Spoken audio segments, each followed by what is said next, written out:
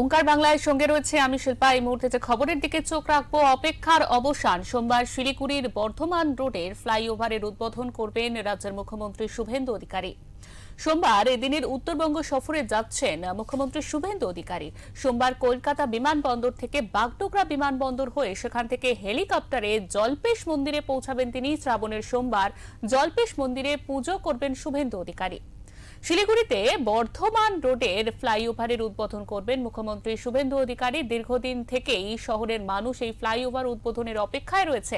শহরের যানজট সমস্যা মেটাতেই পূর্বতন সরকার এই ফ্লাইওভার নির্মাণের কাজ শুরু করে। 2026 বিধানসভা নির্বাচনের আগেই ফ্লাইওভার উদ্বোধন করতে চেয়েছিলেন তৎকালীন শাসক দল, কিন্তু রেলের কাজ সম্পূর্ণ না হওয়ার কারণেই তা সম্ভব হয়ে ওঠেনি।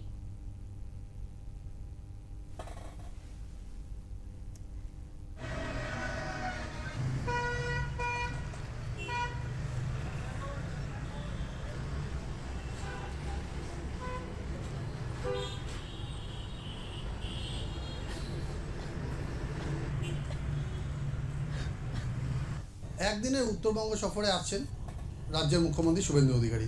আজ সকালে বাগডোগরা বিমানবন্দরে নামবেন তিনি। সেখান থেকে হেলিকপ্টারের মাধ্যমে জলপাইগুড়ি পৌঁছবেন। জলপাইগুড়ি ডিএম অফিসে বৈঠক রয়েছে, প্রশাসনিক বৈঠকে তিনি যোগ দেবেন। এছাড়াও সিকিমের দুর্ঘটনায়, টানেল দুর্ঘটনায় যে সমস্ত কর্মীরা মারা গিয়েছেন তাদের পরিবারের হাতে ক্ষতিপূরণ তুলে দেবেন মুখ্যমন্ত্রী। সেখান থেকে জল্পেশ মন্দিরে যাবেন।